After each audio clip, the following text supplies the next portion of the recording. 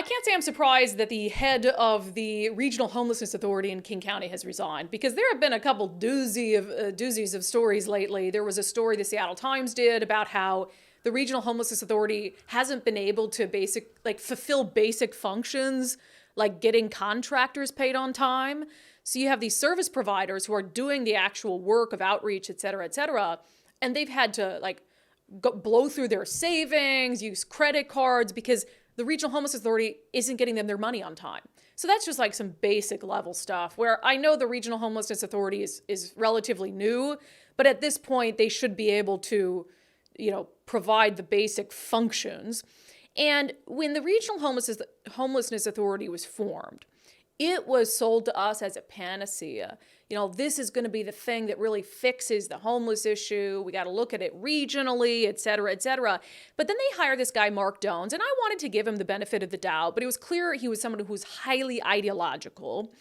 And I think that seeped into a lot of what the Homelessness Authority did. I'll play a clip of it again, because I'll look for any opportunity to play a clip of it again. One of their boards, which was like the Continuum of Care board, they were having this nomination process, and one of the nominees to be on the board was a sex offender, and one of the women on the board says, hey, he inappropriately touched me, and said she'd taken that allegation to the police, and then she got screamed at by the board co-chair for even suggesting that a sex offender shouldn't be on the board. Listen. This is about equity, and everyone deserves housing. I don't care if they're a sex offender. I don't care if they're black. I don't care if they're indigenous. I don't care if they're a criminal. I don't care if they're coming out of jail, prison. Everyone deserves housing. Okay, Shanae, we got you. No, it's not okay. That's the point. So, here you have, I really think, an entity that is way too ideological, also obsessed with identity politics and just putting people in positions because of characteristics that have nothing to do and are not relevant to their ability to solve the homeless crisis and help homeless individuals. Now, I think that a lot of that is the reason that Marc Dones probably resigned. He says it was because of burnout. It's like... First of all, okay, I get the burnout thing. Work's hard. Having jobs is hard. And I don't doubt that trying to solve the egregious and worsening homeless crisis that King County has is a difficult job. But I'll tell you what, if I was making $247,000 a year to do that job, I'd be willing to accept a pretty high level of burnout. Wouldn't you? Wouldn't you, Nicole? Oh, I would. Although I'm surprised that he just didn't say I can't do it. Like, this is impossible, right? There are a lot of people that's what he should say, who think that the task of heading that agency is an impossible task. Yeah, it's a burnout because you've burned out. You've done what you could and you couldn't complete the job.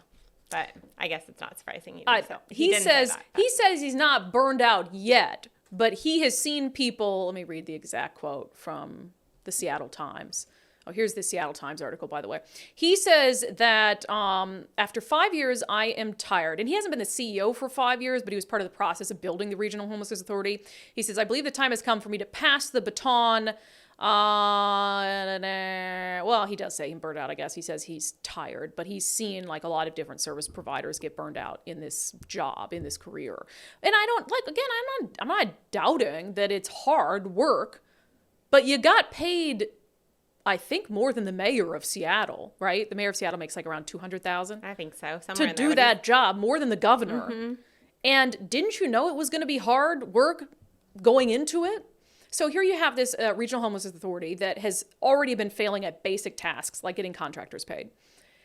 Has these crazy meetings where it leaves people wondering, is that the person that is going to try to end homelessness? The one who's screaming at a woman who says she was touched by a sex offender and saying that even sex offenders are included in equity? Absolutely unbelievable. Now, there's one more wrinkle of this story I just got to discuss because we were having wine yesterday and this was brought up. So the Seattle Times, I just showed you the article from the Seattle Times. Well, if you scroll down to the bottom of it, you might notice something interesting.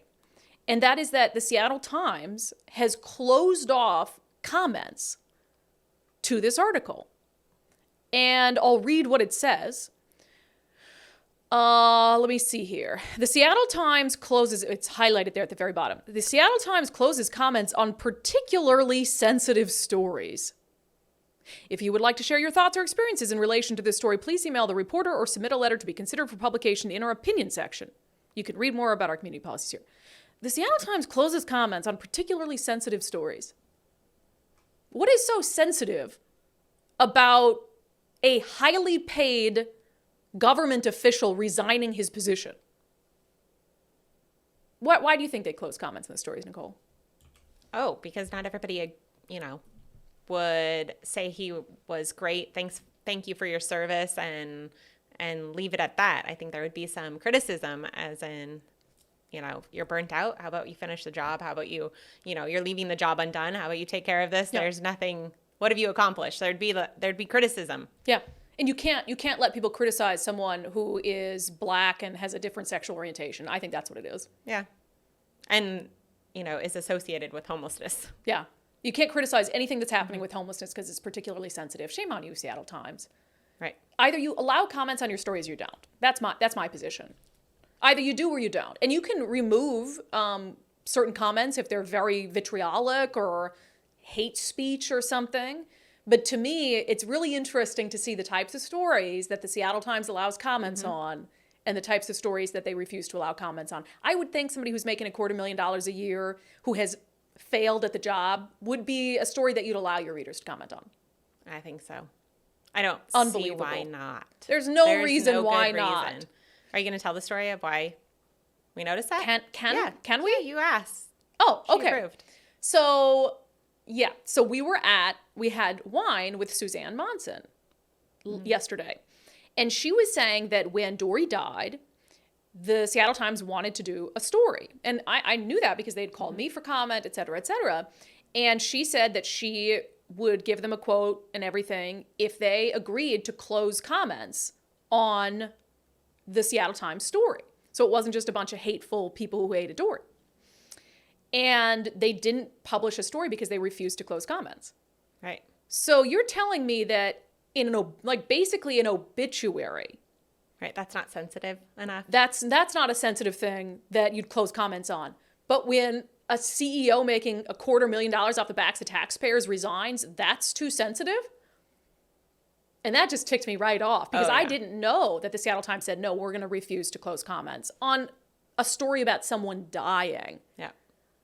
A public official. Now, don't get me wrong, I think an argument can be made, again, back to what I said earlier, that either you have comments or you don't.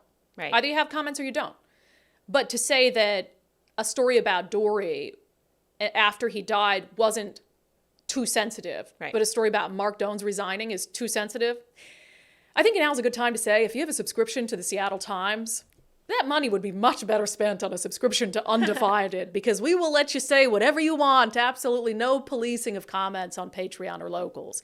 But yeah, that is absolutely, first of all, it is believable that Marc Dones would resign. Unbelievable that we can't comment on it because it's a particularly sensitive issue. It's a really good thing that the Seattle Times policies on commenting doesn't apply to me.